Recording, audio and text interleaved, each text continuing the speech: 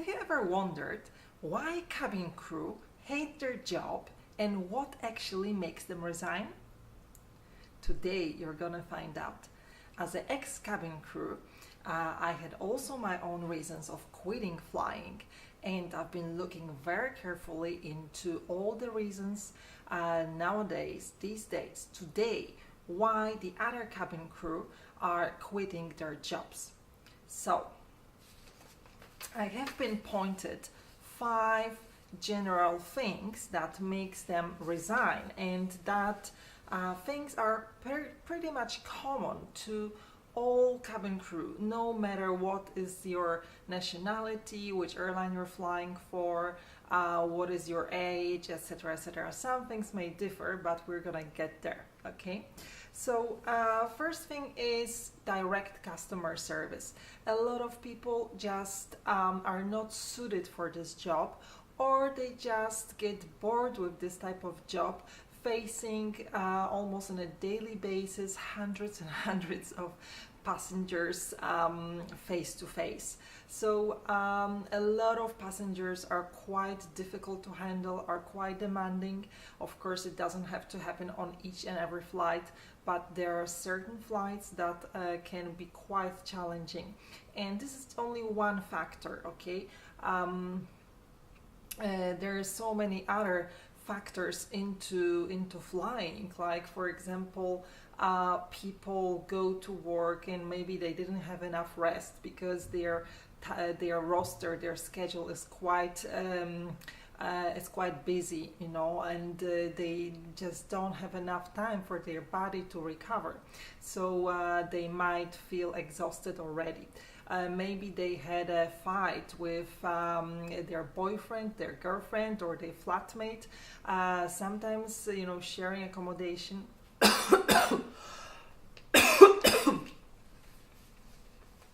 sharing accommodation can also be challenging. People have different preferences when it comes to sharing their space, cooking, watching movies, or doing any sort of other activities they do at home.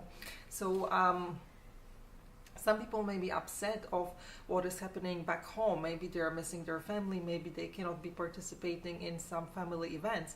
You never know. So on top of that, when you arrive at work, you know, you're already tired, exhausted, you are not in the best mood, and then you have to face a difficult passenger that is making your life extremely bad.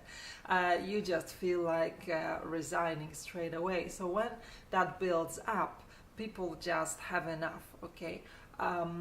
So this is a very valid reason why cabin crew quit flying. Another reason is too much traveling, okay, funnily enough, and people cannot believe it themselves that they are actually saying that you know, you can be actually tired of traveling, of living off the suitcase. All right, traveling is glamorous, you know, working for the top world airlines like Emirates, Etihad, Qatar Airways. They provide you with beautiful accommodation, with a very good accommodation also down route. So you're staying in a 5-star international chain of hotels where you have access to swimming pool, to recreational facilities, etc., etc. You have a nice comfortable bed with nice soft pillows, etc. So you know, you have enough time to enjoy yourself. However, you know, how many times you can go to Bangkok and you know, have pad thai noodles and still enjoy it with the same level of excitement? There's only certain number of times you can do that, or you know, you enjoy, you know, being in a beautiful hotel or enjoying its facilities and other things. So people get tired of just, you know, living on the suitcase and constantly traveling. Basically, aircraft becomes their home. And I totally understand it, because I've lived through that, and for me it's been very, very similar. You know, the novelty just wears off after some time. So too much traveling, people just prefer at one stage maybe to stabilize their lives. And with working for the airline as a cabin crew, it's pretty much impossible. So that's why too much traveling can make people quit flying. Third reason for this glamorous international lifestyle and quitting flying is actually feeling lonely.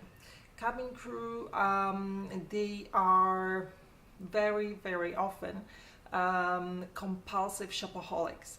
And I've been wondering why that is. And it's very easy to figure out that, you know, they're compensating because they're constantly feeling lonely. You know, you are going, especially when when you're working for big airlines such as Emirates. Emirates employs over 20,000 cabin crew at the moment.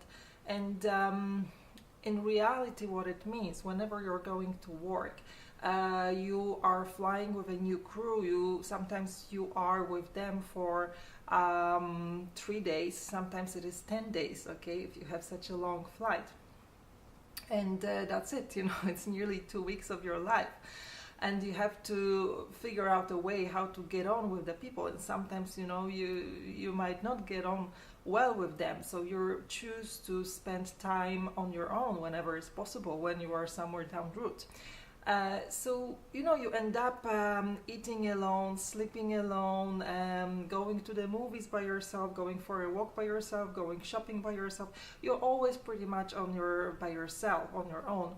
So, of course, at work you are with other people, etc. But like I said again, sometimes you might not even get on well with them. So that's the thing. So people, yeah, they do feel lonely. They end up going to cinema theaters by themselves, to restaurants, for concerts, etc., etc. Because, you know, sometimes other fellow cabin crew who are with you at certain destination, they just don't share your interest or enthusiasm, or maybe they want to save money or whatever, and that's it. Then you're on your own. So, you know, very often cabin crew, they just end up spending their free time staying at hotel and just watching TV and ordering room service, and that's it. Okay, so basically you have to love being on your own, but also there is a limit to that. So loneliness is a big factor. Another reason, the last reason, is working for big organizations. Some people at one stage, they just have enough, okay? Because just like with any other corporation, there are things that are not so friendly, they are not so easy to deal with, easy to accept, okay? Sometimes there is the favoritism towards certain nationalities over others.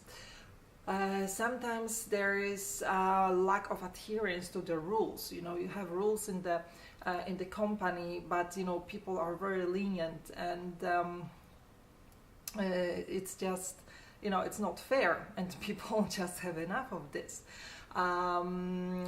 So it's quite terrible, and but it is what it is. And as an employee of a huge company, you just have to accept it. Very often the way of dealing with it by the management is like, oh, if you don't like it, just leave, okay? They don't have any other solutions. So we have to accept and swallow a lot of things, and at one stage we just have enough. So seniority, for example, you know, certain people are being favored over others. They get more senior just, for example, for things like reporting other people, because such behavior might be rewarded by airlines. And that's it, you know, people just have enough of unfair treatment and of the fact that they cannot do anything about it. So that makes them resign. Also, some people resign because they're feeling they don't use their potential. They are not learning anything new. They have certain skills, or they would like to develop themselves in different areas, or they are not using their potential up to the level that they would like to. So these are all the reasons why people decide to quit flying and proceed different type of careers, or just give themselves time to figure out what is the next step in their life.